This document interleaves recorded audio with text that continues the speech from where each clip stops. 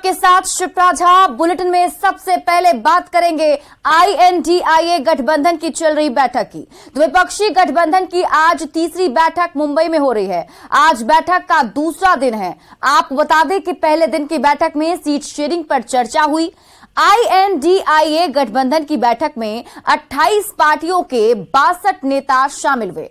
बैठक में सोनिया गांधी, राहुल गांधी, बिहार के CM नीतीश कुमार, RJD अध्यक्ष लालू प्रसाद यादव और तेजस्वी यादव सहित 28 पार्टियों के 60 से ज्यादा नेता इस बैठक में शामिल हुए हैं। 1 सितंबर की सुबह 10:15 पर ग्रुप फोटो सेशन के साथ ही दूसरे दिन की बैठक की शुरुआत होगी। यानी कि आज की जो बैठक होने वाली है वो सुबह 10:15 पर सबसे पहले एक ग्रुप फोटो सेशन होगा और उसके बाद दूसरे बैठक की यानी आज के बैठक की शुरुआत हो जाएगी। और अब आपको बताते हैं कि मुंबई में INDIA की बैठक में किन किन मुद्दों पर महामंथन होगा, क्योंकि कई सारे ऐसे मुद्दे हैं जिस पर बातचीत होनी है, चर्चाएं होनी है। 2 दिनों की बैठक में गठबंधन का लोगो जारी किया जाएगा। ये सबसे महत्वपूर्ण बात सामने आ रही है। इसके साथ ही इसी झंडे का इस्तेमाल गठबंधन की रैलियों में किया जाएगा। हालांकि राज्यों में पार्टियां इसी चुनाव चिन्ह पर चुनाव भी लड़ेंगी। बैठक में सबसे विवादित मुद्दों में से एक है PM के चेहरे पर चर्चा, यानी PM का चेहरा कौन होगा इस पर भी चर्चा होगी। गठबंधन के 6 से ज्यादा नेता PM पद की रेस में हैं और उनकी पार्टियां PM पद पर दावा भी ठोक रही हैं।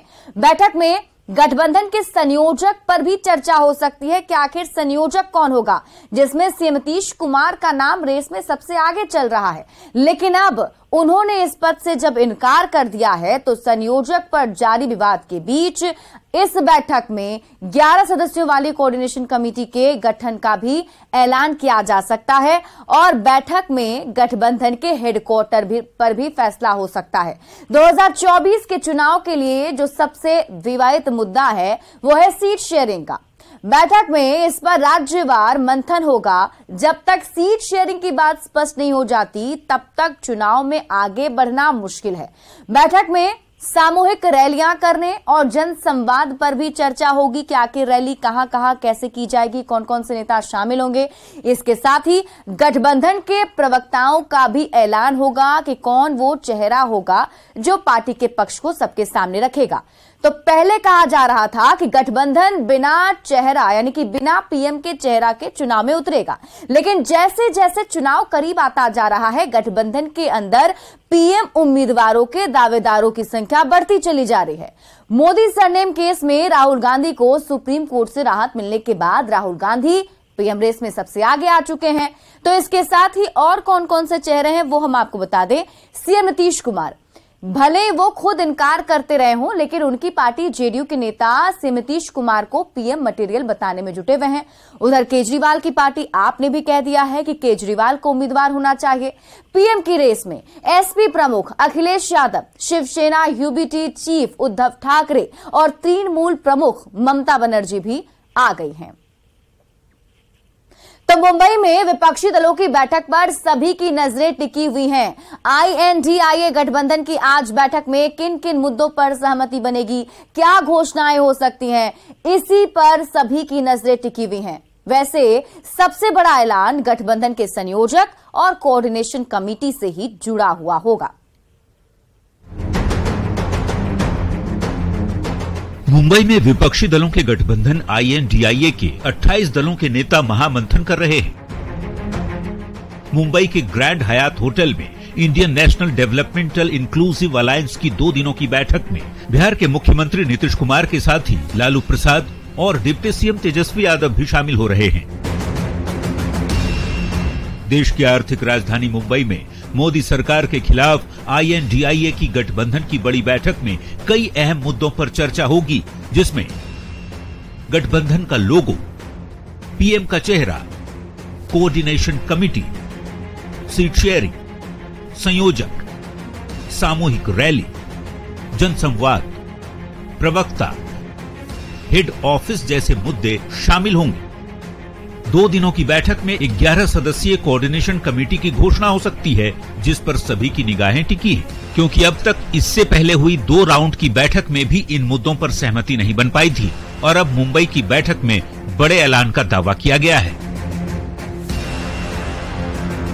मुंबई की बैठक से पहले आरजेडी अध्यक्ष लालू प्रसाद और डिप्टी सीएम तेजस्वी यादव ने मुंबई के प्रसिद्ध सिद्धि विनायक गणपति मंदिर में पूजा अर्चना की, भगवान के दर पर आशीर्वाद मांगा। अब मुंबई की तीसरी बैठक कितनी सफल हो पाती है, इसी पर सभी की नजरें टिकी हैं। न्यूज़ 18 के लिए मुंबई से अशरफ काजमी और पटना से आनंद अमृतराज के साथ ब्यूरो रिपोर्ट। तो एक तरफ बैठक चल रही है तो दूसरी तरफ बीजेपी की तरफ से हमला भी जारी है। केंद्रीय ग्रामीण विकास मंत्री गिरिराज सिंह ने INDIA की बैठक पर कहा है कि देश में निर्णय लेने वाली सरकार चाहिए जो प्रधानमंत्री नरेंद्र मोदी के नेतृत्व में चल रही है। वहीं नीतीश कुमार पर हमला बोलते हुए उन्होंने कहा कि उनकी विश्वसनीयता खत्म हो गई है। से लेकर के चौधरी चरण सिंह, चंद्रशेखर, देवगौड़ा जी, गुजराल जी, जितने नाम लें, सबकी सरकार को समर्थन दिया। इंट्रा कंट्राडिक्शन में ये सरकार गिरी। आज देश को जरूरत है एक मजबूत सरकार, निर्णय लेने वाली सरकार, जो देश और दुनिया में भारत की साख बढ़ावे। बोल रहे हैं मैं सबको साथ लेके आगे बढ़ूंगा। 2024 में भाजपा की सरकार नहीं बनने जा रही है। वो भविष्यवाणी जानते हैं, अपना भविष्यवाणी तो कर नहीं पाए। 18 साल से मुख्यमंत्री हैं, उन पर तो तरस आता है। 2010 में 115 सीट मिला था, 2020 में घट करके 43 हुआ। इन पर कौन भरोसा करेगा। और रुक कर लेते हैं इस वक्त की बड़ी खबर की। मुजफ्फरपुर से बड़ी खबर है, जहां चेहलुम का अखाड़ा के दौरान झड़प हुआ है। अखाड़ा निकालने के लिए 2 पक्ष आपस में ही भिड़ गए। एक ही समुदाय के 2 पक्षों में झड़प हुई है। मारपीट के बाद जमकर पथराव भी किया गया है। बताया जा रहा है कि झड़प में करीब 6 लोग घायल हो गए हैं। ब्रह्मपुरा थाना क्षेत्र के मेहदी हसन चौक की एक घटना है। मौके पर पुलिस की टीम पहुंची हुई है। पुलिस ने लोगों को समझा बुझाकर मामला शांत कराया है। फिलहाल स्थिति नियंत्रण में है। और एक और बड़ी खबर आपको पटना से बता दें, जहां शिक्षा विभाग के ACS के पाठक ने सभी DEO को आदेश जारी किया है। शाम 4 बजे सभी HM के साथ VC को लेकर यह आदेश जारी किया गया है। सभी DEO को कहा गया है कि गंभीरता से इस आदेश का पालन किया जाए। आपको बता दें कि राज्य में 75,303 स्कूलों में महज 65,000 स्कूलों के साथ ही VC हो रही है और सभी जिलों में सभी स्कूलों के HM को वीडियो कॉन्फ्रेंसिंग में रहने का निर्देश भी दिया गया है।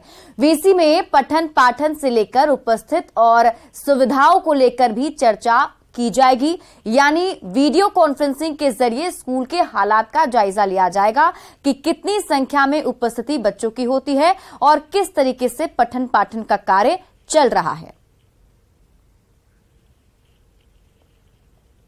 और केंद्र सरकार ने संसद का विशेष सत्र बुलाया है। 18 सितंबर से शुरू होने वाले 5 दिनों के सत्र में कई अहम बिल पेश हो सकते हैं।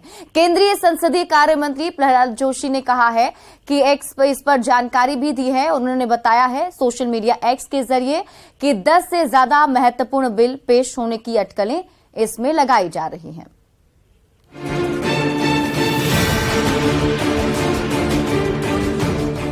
केंद्र की मोदी सरकार आगामी 18 से 22 सितंबर तक संसद का 5 दिनों का विशेष सत्र बुला रही है। इसमें 5 बैठकें होंगी। संसदीय कार्य मंत्री प्रहलाद जोशी ने गुरुवार को एक्स पर पोस्ट करके ये जानकारी दी। संसद के इस विशेष सत्र के एजेंडे के बारे में आधिकारिक तौर पर तो कुछ नहीं कहा गया है, लेकिन उम्मीद है कि इस विशेष सत्र में 10 अहम बिल पास कराए जा सकते हैं। बिल की वजह से ही विशेष सत्र बुलाया जा रहा है। संसदीय कार्य मंत्री प्रहलाद जोशी ने अपने पोस्ट में लिखा, अमृतकाल के बीच संसद में सार्थक चर्चा और बहस का इंतजार कर रहा हूं। संविधान के 44वें संशोधन अधिनियम के अनुच्छेद 352(8) के तहत लोकसभा का एक विशेष सत्र आयोजित किया जाता है। आमतौर पर एक साल में 3 सत्र बुलाए जाते हैं। संसद बजट सत्र, मानसून सत्र और शीतकालीन सत्र का आयोजन होता है। बजट सत्र की अवधि दूसरे सत्रों के मुकाबले ज्यादा लंबी होती है। सरकार के पास ये अधिकार होता है कि चाहे तो वो विशेष परिस्थितियों में सत्र बुला सकती है। वैसे संसद का मानसून सत्र हाल ही में खत्म हुआ है। संसद का मानसून सत्र 20 जुलाई से 11 अगस्त के बीच चला था। तब मणिपुर के मुद्दे पर जमकर सदन में हंगामा देखने को मिला था और अब सदन का ये विशेष सत्र 9 और 10 सितंबर को राष्ट्रीय राजधानी में G20 शिखर बैठक के कुछ ही दिनों बाद आयोजित होने जा रहा है, जिस पर सभी की नजरें टिकी होंगी। Bureau report, news 18। और इसी बीच रुक कर लेते हैं अगली बड़ी खबर की। आरा से बड़ी खबर है, जहां निजी अस्पताल में गोलीबारी हुई है। एक व्यक्ति को इसमें गोली लगी है। बताया जा रहा है कि एक व्यक्ति को 2 गोली मारी गई। घायल का इलाज अभी चल रहा है। अस्पताल में गोलीबारी से हड़कंप मच गया और ये पूरी घटना सीसीटीवी कैमरे में कैद हो गई। घटना की जांच में पुलिस की टीम जुटी हुई है। नगर थाना क्षेत्र के धरहरा की घटना बताई जा रही है। वो सीसीटीवी फुटेज हम आपको आपके टीवी स्क्रीन पर दिखा रहे हैं, जिसमें देखिए अस्पताल में घुसकर 2 गोली एक व्यक्ति को मारी जाती है।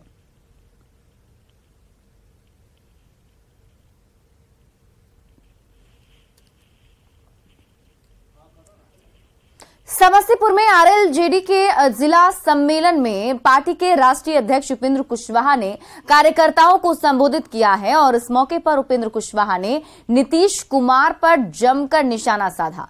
कुशवाहा ने कहा कि नीतीश कुमार जिसको कुर्सी से हटाकर सत्ता में आए थे, आज उन्हीं के पास चले गए हैं।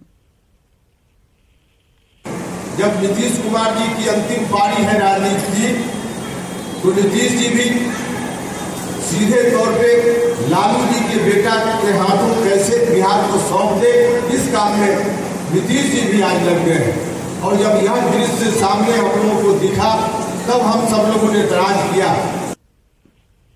बेगूसराय से बड़ी खबर है, जहां 3 छात्र पर जानलेवा हमला किया गया है। अपहरण कर हमला किया गया। हमले में एक छात्र बुरी तरह से घायल बताया जा रहा है, जिसका अस्पताल में इलाज चल रहा है। आपको बता दें, पोखरिया NH 31 पर यह हमला हुआ है। नगर थाना इलाके की घटना बताई जा रही है। पुलिस ने पूरे मामले की जांच शुरू कर दी है। आरोप है कि सुजीत कुमार, कुंदन कुमार और छोटू कुमार अपने कई दोस्तों के साथ पहुंचे और उसने प्रेम कुमार, राजकुमार को उठा लिया। फिर उन्हें सुनसान जगह पर ले जाकर उनकी पिटाई की और उन्हें बाईपास के किनारे फेंक दिया। आरोप है कि बदमाश 2 लाख रुपए रंगदारी की मांग कर रहे थे। फिलहाल पुलिस मामला दर्ज कर इस पूरे मामले की छानबीन में जुट गई है। जिने गए हम बच्चा के दूसरे लगा के बोलवाए, नंबर लिए दूसरे से। सुजीत नाम के लड़का मेरे बेटा को उठाया, कुंदन, सुजीत, छोटू, मुरली पासवान के बेटा। मारा कौन है इसको? 10-15 गो लड़का था। 10-15 गो लोग। 10-15 लड़का के हाथ में बेल्ट, चाकू, पिस्टल डार में सब आया भी। मुजफ्फरपुर में सदर थाना क्षेत्र के दिघरा में एक गोदाम से भारी मात्रा में शराब की खेप पकड़ी गई है। मद्य निषेध पटना और सदर थाना की संयुक्त कार्रवाई में एक ट्रक और 2 पिकअप पर लदे भारी मात्रा में विदेशी शराब को जब्त किया गया है, जिसकी कीमत करीब 1 करोड़ रुपए बताई जा रही है। कार्रवाई में पुलिस ने मौके से 2 लोगों को गिरफ्तार भी किया है। सदर थाना क्षेत्र में दिघरा पुल के पास में NH पे एक कुरकुरे का गोडाउन था। उसी में सूचना मिला था सुबह 3:30-4 बजे के आसपास की शराब को रखा गया है। इसी सूचना का सत्यापन के क्रम में पाया गया कि 2 पिकअप उस एक संदिग्ध गोदाउन के आगे खड़े हुए थे, जिसमें शराब लदी हुई थी। एक आदमी भी वहां पर खड़ा हुआ था और गोडाउन में अंदर भी कुछ शराब रखी हुई थी। तो जब सबको सीज किया गया है और उस आदमी को अरेस्टिंग किया गया है। टोटल जो शराब है उसकी मात्रा 5400 लीटर के आसपास है और ये शराब के कनेक्शन कहीं ना कहीं चकिया मोतिहारी से हैं, तो वहां से भी एक आदमी को अरेस्ट करके और आगे। वैशाली के लालगंज में एक्सिस बैंक से करीब 1 करोड़ रुपए लूटकांड का पुलिस ने खुलासा कर दिया है। पुलिस ने लूटकांड में शामिल 6 अपराधियों को गिरफ्तार भी किया है। साथ ही पुलिस ने इनके पास से 14,42,000 रुपए नगद और लूट के पैसे से खरीदी गई सोने की एक चेन भी बरामद की है। पुलिस ने घटना में इस्तेमाल 2 बाइक में से एक को जब्त कर लिया है। वहीं इस लूटकांड में शामिल और अपराधियों की गिरफ्तारी के लिए छापेमारी की जा रही है। 1 अगस्त के एक्सिस बैंक से करीब 1 करोड़ रुपए लूट की बड़ी घटना हुई थी। तकनीकी विश्लेषण और मानवीय सूचना के आधार पर इस घटना में शामिल कुल 6 अपराध कर्मियों को गिरफ्तार किया गया है। इनके पास से लूटी गई राशि में से कुल 14,42,900 रुपये बरामद किए गए हैं। इसके साथ ही एक सोने का चेन जो कि लूटी गई राशि से खरीदा गया है उसको भी बरामद किया गया है। इसके अलावा इस घटना में प्रयुक्त 4 मोबाइल फोन और अपाची मोटरसाइकिल उसे भी इनके पास से बरामद किया गया है। इस घटना में कुछ और भी अपराधकर्मी शामिल हैं जिनके गिरफ्तारी के लिए लगातार छापेमारी चल रही है और शेष रुपए बरामद करने का प्रयास किया जा रहा है। कैमूर में पुलिस ने एक ऐसे हेरोइन तस्कर गिरोह का खुलासा किया है जिसका संचालन एक ही परिवार के 4 भाई कर रहे थे। बेलांव थाना पुलिस ने 40.34 मिलीग्राम हेरोइन के साथ 4 तस्करों को गिरफ्तार किया है। गिरफ्तार तस्करों के पास से 25,000 रुपए नगद के साथ ही बाइक और मोबाइल भी जब्त किया गया। जब्त 87 पुड़िया हेरोइन की कीमत करीब 10 लाख रुपए बताई जा रही है। पुलिस के मुताबिक लंबे समय से लोग नशे की तस्करी का धंधा कर रहे थे। पुलिस अब इनके नेटवर्क को खंगालने में जुटी हुई है। मिलीग्राम स्मैक है जो कुल 87 पुड़िया है। हमने एक मोबाइल भी जब्त किया है। नकद भी इनके जो ये बेच कर जो पैसा इन्होंने सुबह से बेच रहे थे इनके पास प्राप्त हुआ 25,700 रुपये है। और साथ में अपाची मोटरसाइकिल भी है BR45 जिसका रजिस्ट्रेशन नंबर है K7724। ये चारों जो गिरफ्तार व्यक्ति उनके नाम हैं राहुल कुमार, प्रकाश राम, राकेश कुमार, मुकेश कुमार और ये चारों भाई है। और इनका घर चारों भाई एक ही परिवार से ये लोग बिलोंग करते हैं।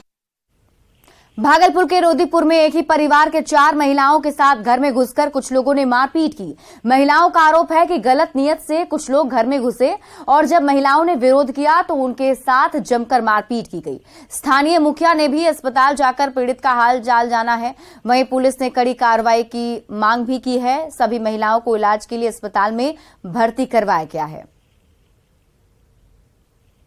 का बहाना बना करके वो गलत नीयत से आया था सर घर में और वो गलत का शिकार नहीं होने के कारण से जो है वो मारपीट किया सर।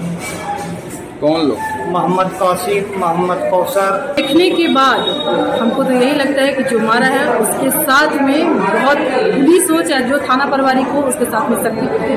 बस हम तो यही बोलेंगे। क्या लगता है गलत नियत से इनके घर में? गलत नियत से ही घुसा गया था घर में। जब पुरुष ना था घर में तब घुसा गया। भागलपुर पुलिस को बड़ी सफलता हाथ लगी है। पुलिस ने कुख्यात अपराधी रहमत कुरैशी को गिरफ्तार किया है। वहीं इसके पास से देसी कट्टा, एक जिंदा कारतूस और 3 लीटर विदेशी शराब जब्त हुए हैं। पुलिस के पूछताछ में उसने कबूल किया है कि 24 जून को बबरगंज में हुए विस्फोट में उसका हाथ था। पुलिस को काफी लंबे समय से इसकी तलाश थी और इसकी गिरफ्तारी के लिए एसएसपी ने एक टीम का गठन भी किया था। बराड़ी थाना की टीम, इनकी संयुक्त टीम बनाई गई थी। इन्होंने बहुत अच्छा काम किया और इस कुख्यात अपराधी को पकड़ा गया। काफ़ी संगीन अपराध किए हैं इसने और ये एक अच्छी सफलता भागलपुर पुलिस टीम को मिली है। कटिहार रेल मंडल के किशनगंज और दालकोला के बीच बाईसोई जंक्शन का एक वीडियो वायरल हो रहा है। दरअसल Siliguri intercity express Siliguri junction से कटिहार आ रही थी और इसी दौरान अलुआबाड़ी स्टेशन के पास एक व्यक्ति ट्रेन खुलते समय चढ़ने लगा। इस दौरान अचानक ट्रेन का दरवाजा बंद हो गया। व्यक्ति किसी तरह ट्रेन की खिड़की पर लटक गया और उसके बाद ट्रेन के अंदर मौजूद यात्रियों ने उसका हाथ पकड़ा, फिर गमछे से उसका हाथ बांध दिया। बाद में ट्रेन रुकी तो उस व्यक्ति को सकुशल बोगी में लाया गया। इस पूरे घटनाक्रम का वीडियो सोशल मीडिया पर तेजी से वायरल हो रहा है। हालांकि न्यूज 18 इस वायरल वीडियो की पुष्टि नहीं करता है। कुछ नहीं होगा चाचा जी, हिम्मत रखिए, हम लोग जान चला जाएगा। हम लोग ये गमछा चलो देखो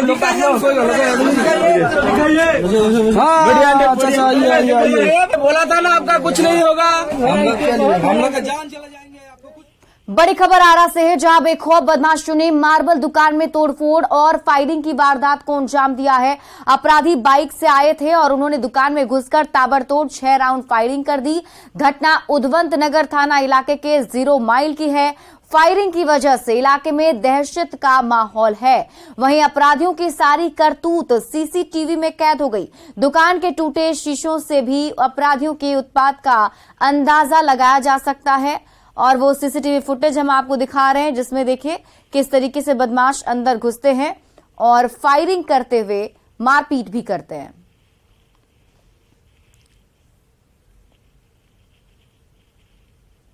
जातिगत गणना का मुद्दा तूल पकड़ता जा रहा है। मामला सुप्रीम कोर्ट में है, लेकिन बिहार में सियासत गर्मा गई है। जदयू इस मामले में लगातार मुखर है और पूरे बिहार में केंद्र सरकार के खिलाफ मोर्चा निकाला जाएगा, कैंडल मार्च निकाला जाएगा, जिसे लेकर जगह जगह बैनर पोस्टर लगा दिए गए हैं। जेडीयू का ये अभियान करीब 1 महीने तक चलेगा। कि जाति सर्वे का जो समाज के सारे तबके के विकास के लिए आवश्यक है, भारतीय जनता पार्टी और आरएसएस से जुड़े लोग यूथ फॉर इक्वलिटी एवं एक सोच एक प्रयास पूरे साक्ष्य के साथ जदयू कार्यकर्ता खुलासा करेंगे कि कैसे इन लोगों ने जाति सर्वे को रोकने की कोशिश की। बिहार में जातीय जनगणना को लेकर जितनी बार भी चर्चाएं हुई हैं, सदन के बाहर या सदन के अंदर, भारतीय जनता पार्टी हमेशा उन प्रस्तावों के समर्थन में रही है। यह पूरा बिहार इस विषय को जानता है। जदयू क्या पोल खोलेगा, वो क्या जाकर बताएगा। अभी तो भाईचारा यात्रा वो कर रहे थे जिसमें मंत्रियों की इतनी फजीयत हुई पूरे बिहार में, तो वहां पर पोल नहीं खोल रहे थे क्या वो लोगों का। बिहार में जातिगत गणना को लेकर सियासत बेहद तेज हो गई है। शुक्रवार यानी 1 सितंबर से पूरे बिहार में जेडीयू के नेता और कार्यकर्ता पोल खोल हल्ला बोल अभियान की शुरुआत करेंगे और जेडीयू ने केंद्र सरकार पे आरोप लगाया है कि केंद्र सरकार एक साजिश के तहत जाति आधारित गणना को रोकने की साजिश रच रही है।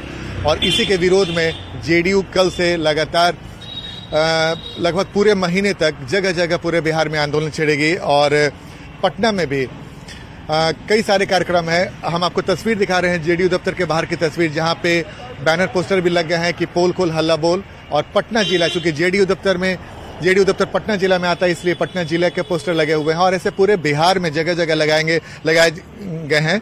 और साथ ही इस पोल खोल हल्ला बोल में मसाल जुलूस निकाला जाएगा, कैंडल मार्च निकाला जाएगा, जगह जगह धरना प्रदर्शन भी किया जाएगा।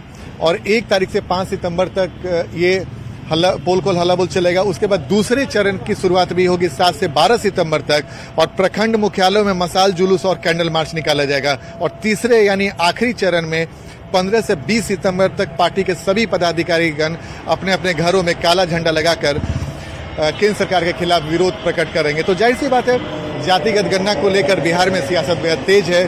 बीजेपी भी जेडीयू पर पलटवार कर रही है कि केंद्र सरकार भी जातिगत गणना के पक्ष में है, लेकिन जेडीयू केंद्र सरकार पे बड़ा आरोप ये लगा रही है कि सुप्रीम कोर्ट में भी केंद्र सरकार ने जातिगत गणना को रोकने की पूरी कोशिश की थी। तो जाहिर सी बात है, कल से पोल खुल को लेकर बिहार में सियासत बेहद गर्म रहने वाली है। कैमरामैन सुबोध के साथ आनंद अमृतराज, न्यूज 18 नेटवर्क, पटना। बगहा के बहेलिया में गंडक नदी की धारा के दबाव से बहेलिया ठोकर का नूस क्षतिग्रस्त हो गया है। सुरक्षा बांध बहेलिया ठोकर पर गंडक नदी का दबाव बढ़ रहा है। धारा में परिवर्तन के बाद ठोकर के निचले हिस्से में कटाव शुरू हो गया है। ग्रामीणों का कहना है कि फिर ठोकर के नूस पर अचानक दबाव तेज हो गया है। अगर ऐसा रहा तो गांव वालों की मुश्किलें बढ़ सकती हैं। 10 दिन से कटाव चल रहा है। इसके लिए कोई यहाँ इंजीनियर बात सुन नहीं रहा है।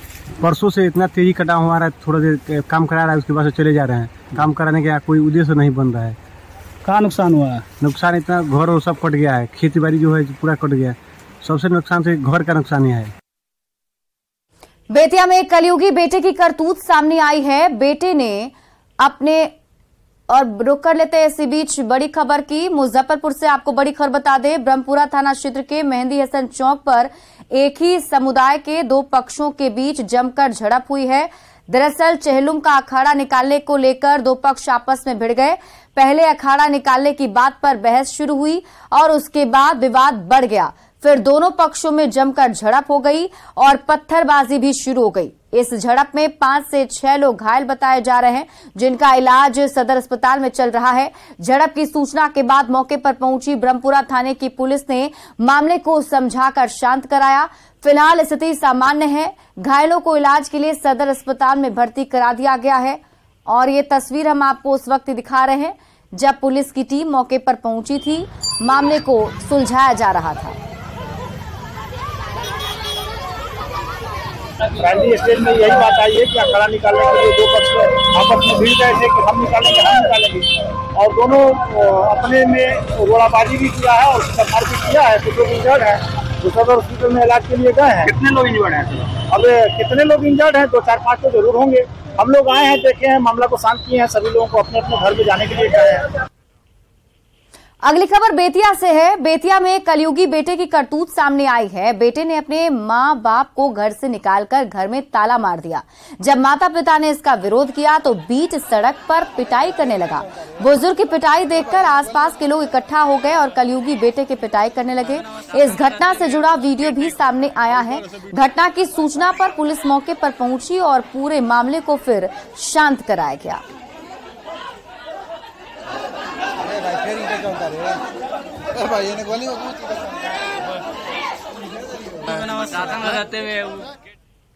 आरा से बड़ी खबर है, जहां विंध्यवासिनी नर्सिंग होम में गोलीबारी हुई है। रंगनाथ चौहान को गोली मारी गई है। पत्नी के इलाज के लिए पटना से वो आया हुआ था, तभी नगर थाना इलाके के धरहरा के पास उसे गोली मारी गई। घटना के बाद अपराधी हथियार लहराते हुए मौके से फरार हो गए। जख्मी युवक रंगनाथ चौहान पटना के गौरीचक का रहने वाला है, जो प्राइवेट कंपनी में नौकरी करता है। रंगनाथ चौहान की शादी आरा नगर थाना क्षेत्र में शंकर प्रसाद की बेटी अंजनी से हुई थी। फिलहाल अंजनी मायके में ही थी और आज उसकी डिलीवरी होने वाली थी, लेकिन उससे पहले ही बदमाशों ने विंध्यवासिनी नर्सिंग होम में घुसकर उसके पति को गोली मार दी, जिसे इलाज के लिए भर्ती कराया गया है। पुलिस ने बताया कि वारदात सीसीटीवी कैमरे में कैद हो गई है और फुटेज के आधार पर पुलिस आगे की कार्रवाई कर रही है।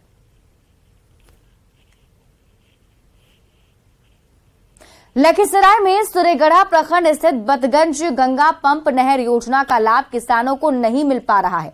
करोड़ों रुपए खर्च के बावजूद अब तक किसानों के खेतों तक पानी नहीं पहुंच सका। गंगा पंप नहर से लगभग 3500 हेक्टेयर रकबा में सिंचाई करने का लक्ष्य रखा गया था, लेकिन मृत प्राय पड़ी गंगा पंप नहर योजना से इस बार भी किसानों को सिंचाई का लाभ नहीं मिल पाया है।